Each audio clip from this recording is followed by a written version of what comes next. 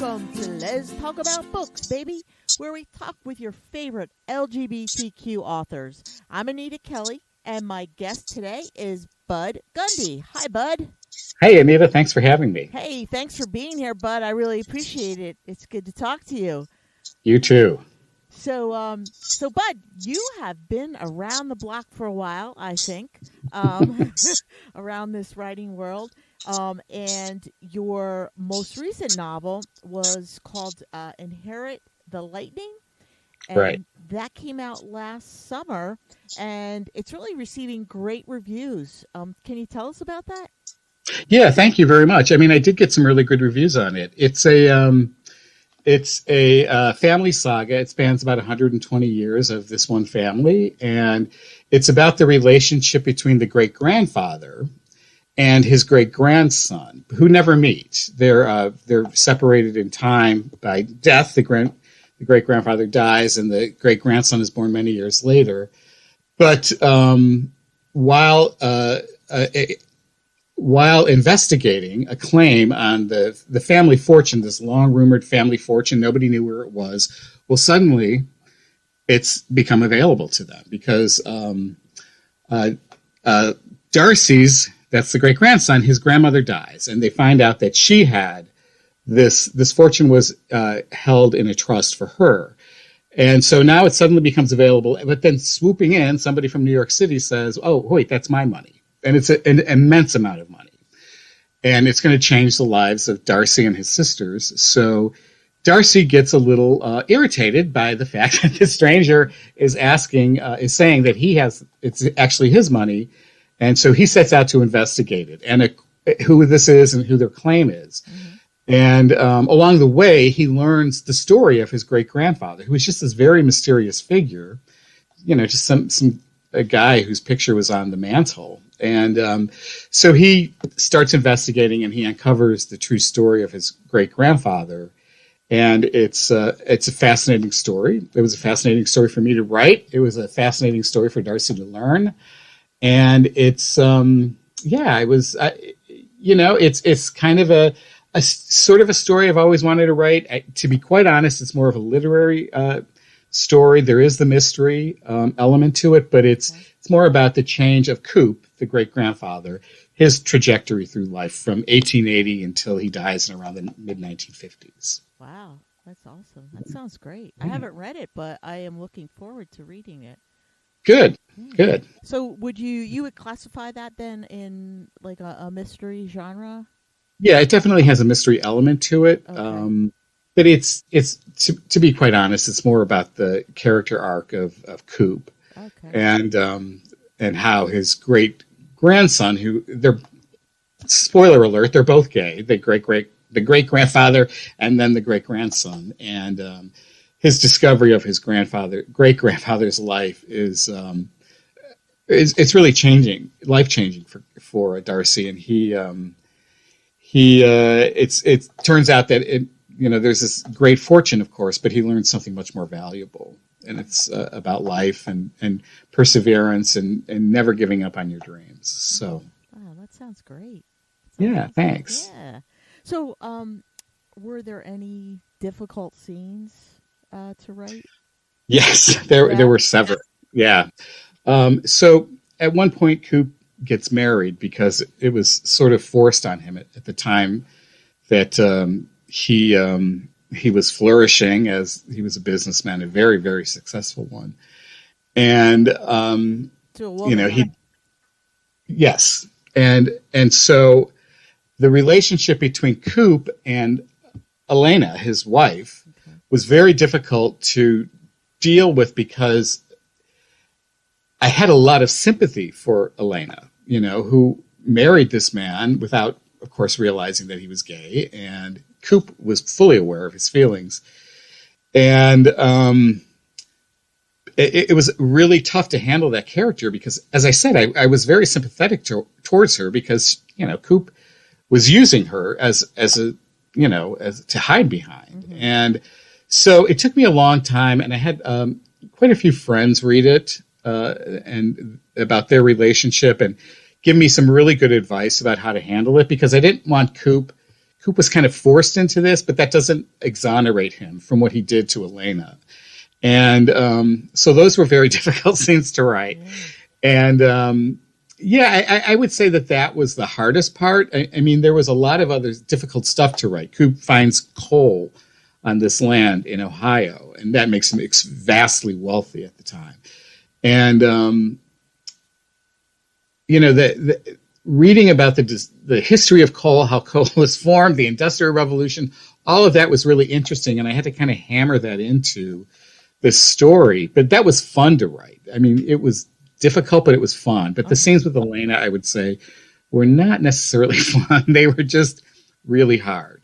And the other thing that I find difficult, I'm always so impressed by people who can write a story with, oddly enough, I think women handle this better than men, but with a lot of family members. I'm from a very large family. I'm the youngest of 10 kids. Woo. And so there's so much interesting stuff to write about in family dynamics, but to get those characters so that you know who they are, from chapter to chapter, you're not losing track of them. It's really difficult. Yeah. And so I pared back Darcy's Family quite a bit because I couldn't manage it. I don't know how writers do it, but it's always amazing to me when they do. And I always admire them. In fact, I just read a book. I read mostly on Kindle now. And so of course I can't find your Kindle. The titles of the books. What's that? Oh, I just said you can't find your Kindle, but it's the title. I know. I always have to look back and figure out what what the name of the book is I'm reading on a Kindle. Yes. I don't know why that is.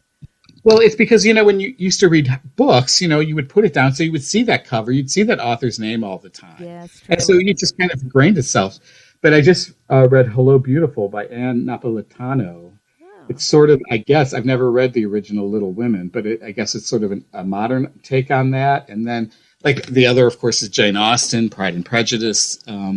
It just amazes me when writers can manage to make that many characters manageable. It's just, I just don't know how they do it. So yeah, and to build all those characters at one time and have them interact and in such a way that the reader remembers them, Yeah, it's an amazing accomplishment, and I'm always just so so envious of people who can do that well.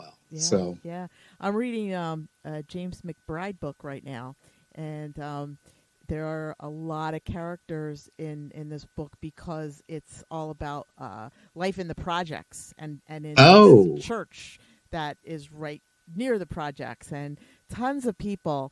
And at first I was like, wait, who is that? But he does a great job of just weaving their lives together, and I know who's who and what's what with them. So that is such a skill. I admire it and I envy it. Yeah, so it is. It's great. That's great. Yeah. So one of the things you said, you're the youngest of 10, and one of the things that it seemed like in the books that of yours that I was looking at were there some common themes, and there was family secrets, and Ohio.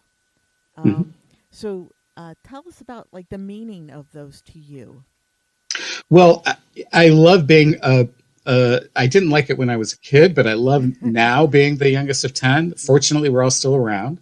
Awesome. And most of us get along pretty well, and it's and people have very interesting lives, my siblings and their spouses and children and grandchildren and great grandchildren now. Yeah. But to me, those dynamics are so interesting, and I think they speak to all of us, whether you're a single child or not. I mean, or even if you just have a few siblings, it's the way people interact with each other. It's the way you know each other so well. You have such a history with people that, you don't have to finish a sentence, and everyone understands what you're talking about. Yeah. And I love those dynamics. I think they're really super important. And I'm from Ohio. I grew up on the west side of Cleveland, a little suburb of Cleveland called North Olmsted. And so, to me, it's there's a lot of interesting things about a place like Cleveland. I haven't lived there in a very long time, but I still think there is Meredith Dench, who's Yeah. a wonderful, Meredith? Yeah. So she writes a lot about Ohio, and she interviewed me once, and she said it's because there's so many, you can go, drive 30 minutes and you go from the center of the city and then you're, behind the Amish and their buggies, Yeah. and she's right. There's such a diversity of communities in Ohio. And so I tried to do that in this book too, Inherit the Lightning, because Coop was born in southern Ohio and around Columbus, just south of Columbus. And then he moves to the hills, where the coal country in Ohio. And I spent a summer there in the coal country in those hills. Wow. And oh my gosh, it's an interesting place. And I can't even remember the name of where it was, to be quite honest with you, but it was so interesting. And I think about that community a lot, and the people who live there. I think about them a lot. So I think Ohio is just like I know it. I know Ohio. I know when I'm writing about, the weather. Yeah. If I'm being accurate, and the trees and the foliage and the fauna, and so it's an interesting place to write about. And I think people are the same everywhere, but you do get those quirky little cultural signifiers in places like that I think are fun. Yeah. So Yeah. And the Cleveland area has changed so much in the last 20 years or so. oh man, yeah, it's nothing like when I grew up there. I mean, both of my parents are gone now, and so when my mom passed away in 2018, I really stopped going back there. Although I still have family and friends there, but then the pandemic and all of that, so I haven't been back in a while. But when I was growing up, it was a very industrial place. I mean, factories belching out, that black smoke 24 hours. And it's not like that at all anymore. No. And you're not going to believe this, but I was just there last week. Were you in Cleveland? Yeah. Awesome. Yeah. Okay. I have friends who moved to Pepper Pike. Pepper Pike. Oh, yeah. Pepper Pike that was a very fancy kind of place. At least when I was growing up, I thought of it as very fancy. Yeah. Yeah. It still is. Yeah. It is? Okay. Yeah. Good. Yeah. But we went to Shaker Heights. Oh, Shaker. Yeah. Also another fancy place. Yeah. Oh, is it? There was a lot of fun stuff going on. We went for ice cream one night. And a lot of fun stuff going on downtown. We went down to the Flats. The Flats. Yeah, which used to be like really bad. Like you didn't want to go there, right? No. And now it's just like so cool and hip and. Yeah. Is it okay? Because it had started to become that when I moved in 1987 when I left Ohio. Okay. But before that, of course, as you said, it was just steel mills, basically, and shipping. And so, because it was, right on the lake there. But yeah, it was. And then I heard all that like nightlife down there sort of died out. But I'm glad to hear it's coming back. Yeah, definitely. And I got to tell you, I know Meredith, we have that University of Dayton connection. Oh, okay. Yeah. Okay. Which was really nice to have. Yeah. And I love her stories. Yeah. So. Yeah, definitely. I love what she's doing. Yeah, me too. Yeah. So that's great. You, your first two novels were published through another publishing house, but now your last three have been with Bold Strokes Books, right? Right. The first two were self-published. Oh, okay. And actually, my ex-boyfriend published the first one, which was Butterfly Dream, and then I published my own Elf Gift, and then I went for a publisher because, as everybody knows the challenges of self-publishing, and again, kudos to people who can make it work. I just wasn't one of them. Okay, it's a lot of work. It is. Yeah. It is. Even when you have a publisher, it's a lot of work. And, but to do that all on your own, it's just immense. So, yeah. Oh, good. Yeah. So do you have So like I was thrilled when Bold Strokes wanted to publish Somewhere Over Lorraine Road. oh cool. Yeah. Now that's that would be like your third published novel? Yes, that was the one that it was nominated for a 2019 Lambda Literary Award, a gay mystery, and it's Wonderful. very, yeah, which was like one of the highlights of my life, to be honest. Oh, that's I so didn't think I cool. was going to win that award, and about 2 weeks before, I thought, why am I going to New York to hear them call somebody else's name? But then I thought, how many times am I going to get nominated for something like a Lammy? Yeah. So I went. I'm glad I went. But yeah, it was. I was very, very, very happy when Bold Strokes decided to pick that up. So Oh, that's wonderful. yeah, Congratulations. Yeah. thank you. Yeah, that's great. So you're happy with Bold Strokes and happy working Yeah, with I mean, them? yes, I am. I love Bold Strokes books. I think they are a great publisher. They are,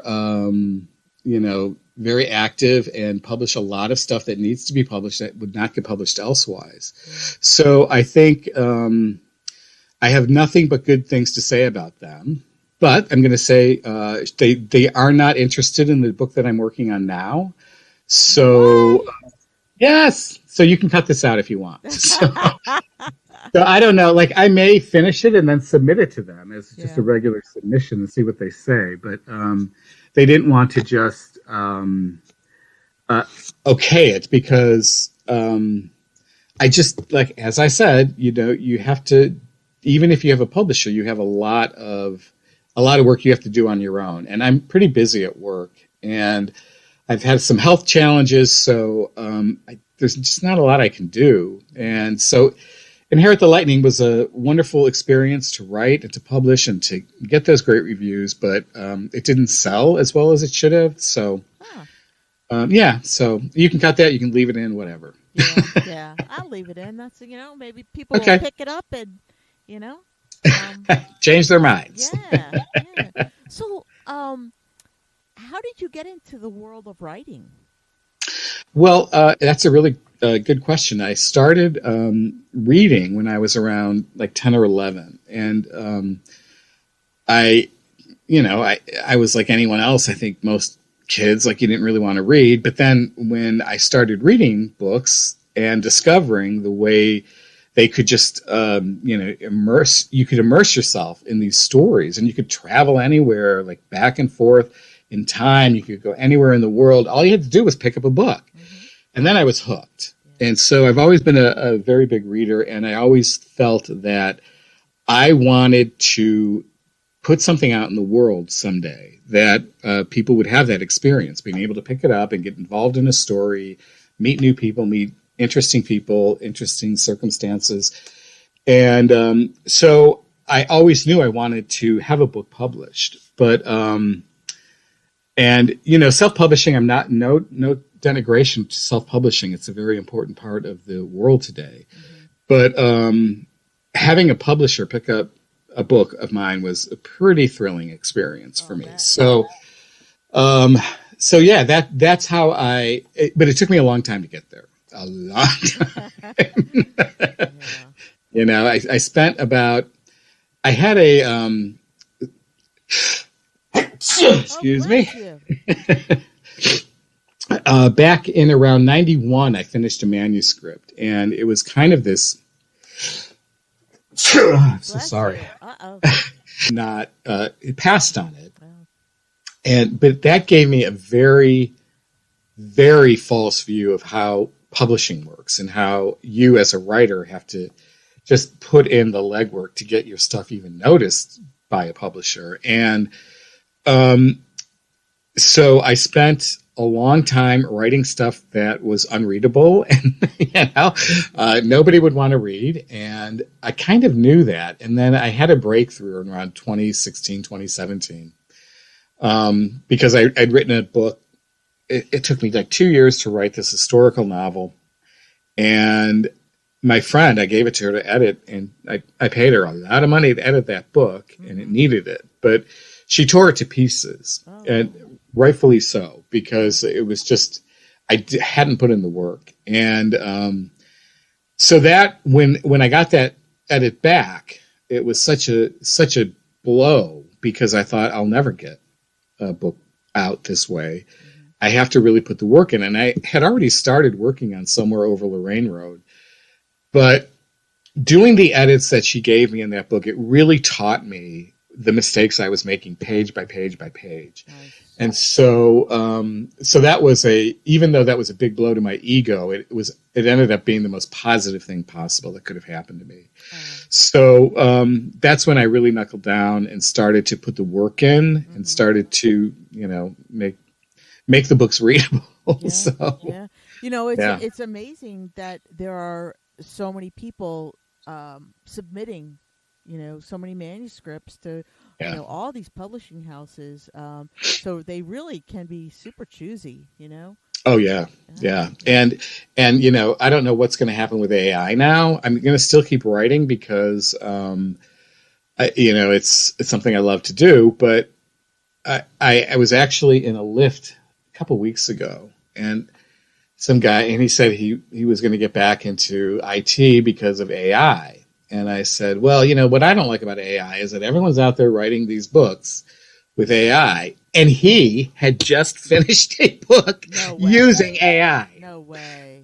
Yes. So I thought, okay, but so not only do you have the usual people, the people who are committed to writing and putting in the work, submitting to these publishers now, but now I'm sure they're just getting buried under all of this AI stuff, or will soon be. Yeah. You know, Isn't that like cheating? I think so. But I mean, and my boyfriend uses AI for a lot of things for his business, and he said, "Well, just try it. Just try to write a scene here. So just like put the parameters in, like what you want." And then, okay, I did it. I said, write a 3-paragraph scene about this. And it was just so flat and dry. And Oh. but I could see how somebody would look at that and then think, well, either make the mistake of thinking they didn't have to do anything, Hmm. or, try to embellish what AI, churned out for them. And, Hmm. but still, yeah, it seems like it's cheating to me, but, Yeah. I don't know. Yeah, it's I like don't not know. even your own it's like your own idea, but not like it's almost like creating this really well done outline. Right. That's not yours. Yeah. Huh. Yeah. Huh. So anyway, Yeah. So but go ahead. I was just going to ask, who are some of your favorite authors and some of your favorite books? Well, I think I already mentioned Jane Austen, Yep. Pride and Prejudice. There are actually 2 books that I turn back to. Well, I guess now 3, but whenever I just want to read something that I know I'm going to love and that's going to really make me feel good. And Jane Austen's Pride and Prejudice is one of them. This is going to sound a little weird, given that description I just gave, but In Cold Blood by Truman Capote is Okay. also one of my absolute favorites. Okay. I think the writing in that book is amazing, and the Wolf Hall trilogy by Hilary Mantel lately has been one that in fact I'm just finishing the third one again. Um, I just cannot believe the level of writing, and frankly, I'm blown away by the good writing that's out there today. I just think it's amazing, Mm-hmm. and so often it's like a woman or a person of color, and it's just amazing to me that they were not able to get published because their work is so amazing, Yeah. and how many great writers were just ignored over the years. Yeah. I'm really glad to see this moment happening, Yeah. but at the same time, I'm not sure who's going to want a book by a white gay guy. But whatever, I'm just going to keep writing. Well, lots of people, right? And I hope and so. Yes. how many times have you read In Cold Blood? Oh God, I don't even know. I at, at least 20 Wow. for both of them. The Wolf Hall trilogies is too recent to have hit those numbers, but I've read them probably. As I said, I'm finishing the final one in the trilogy again. This is probably my 3rd time through them. Yeah. Wow. So That's amazing. That's great. yeah, Yeah. I do the Grapes of Wrath like that too. The Grapes of Wrath. Yeah, Okay. yeah, I've probably Yeah. read that. I don't know how many times. I just love it. Okay. Yeah, Well, yeah, that's a good one. yeah, yeah. Steinbeck. Sure. So, in addition to being a fabulous writer, Bud, you have won 2 Emmy Awards for your work in documentary filmmaking and in radio. And so I'm wondering which media platform you prefer to work in, and really what makes it so appealing to you. Well, that's a really great question. I think that I've been in TV since like 1984 or 83. Actually, I got my first TV job, and When you were 10? no, when I was like 19, and I, I so my career has always been in TV and radio, with a little diversion towards being a print reporter for a while. But I've always I've always loved the idea of being in TV and helping people see the world, telling people stories through visuals, because those can be very important, obviously. And so I love my job in radio and TV, but I love words. I just love the world of words and literature and reading stories. That's just my brain. I just have wired my brain from years and years of reading constantly to just consider that I could do without a TV. I could, in fact, I work for public media, so I don't have to watch. A lot of the TV I watch is what I watch at work. Okay, all right. So, but I could do without a TV at home. I hardly ever turn my TV on. Okay. And, but I can't do without books. Mm-hmm. So for the rest of my life, when I retire, it's going to be books for sure. That's cool. That's so great. And Yeah. and by public, you mean PBS? Is that PBS and NPR, correct. Okay. Oh, awesome. Yeah. Awesome. Yeah. Yeah. Yeah. I love PBS Finding Your Roots series. Oh yeah. Finding Your Roots is great. I mean, I grew up. My mom and I used to watch PBS together. I don't think anyone else in our family was really interested. But I remember, like back in the '70s, the Six Wives of Henry VIII. Oh yeah. And I just remember us. We were so excited for the Anne Boleyn episode. Oh, how cool! And we would watch PBS together all the time. Oh, that's such a great memory with your mom. Yeah. Yeah. She was a very, very intelligent person. She had 10 kids, so she was, a stay-at-home mom. Busy. And busy as hell, yeah. And made me neurotic about cleanliness. But that's a good thing that she passed down to me. But she was very, very smart, and she was thrilled when Bold Strokes published Somewhere Over Lorraine Road. So, so she was alive at that time. She got to see. She was alive when that first one was published. So she was very, very happy. Oh, that's so wonderful. I'm glad for you. Yeah. Thank you. I am too. Yeah. So, what was your field of study in college then? Like, how did you break into this whole media world?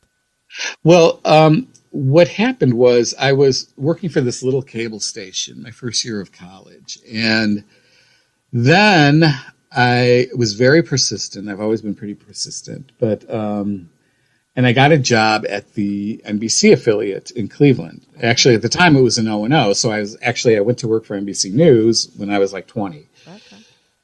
Yeah, and so at that point, I was going to major in like mass communications or whatever, but I figured I already had my career was already established, or at least it was starting in the way that I wanted it to. I didn't need that degree to get a job in television news, which I mistakenly thought was going to be my future. Was not, for many, many reasons. But so at that point, I just thought, I'm going to study whatever I want. So I was very interested in Middle East politics.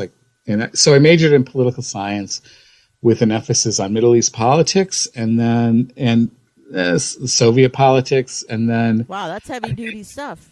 it was heavy duty stuff. I really enjoyed it though. I loved studying that stuff, and but I was 2 classes away from having a double major in political science and English, and I was done with college at that point. I had my degree, I had my job, I was on my way. So I wish I had gotten that extra degree in English, but I didn't, and it's okay. Yeah, it's totally okay. It's working out for you.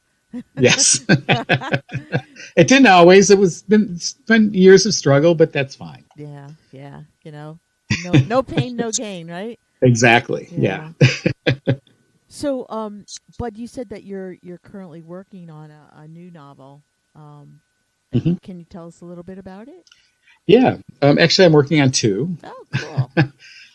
The one is it's a historical novel, and I told you that painful experience I had with that historical novel, which I finished that edit, closed that, and I haven't opened that file since. Oh, okay. But because I just can't bring myself to look at it. But I'm working on another one. It's set in the 11th century, and it's a mystery. It's about monks, but it's about the family of this one monk and how he has to return home in these very specific circumstances, because monks typically didn't leave the monastery, and to help solve a mystery that happened just before he left to join the monastery.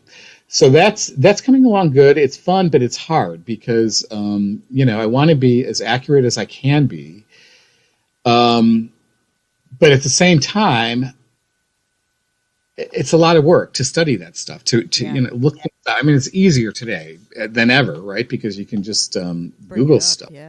Yeah. But spending all that time in the 11th century started to get really, really tiresome for me. Oh my goodness, I'll bet. Yeah. So so I'm working on another contemporary mystery.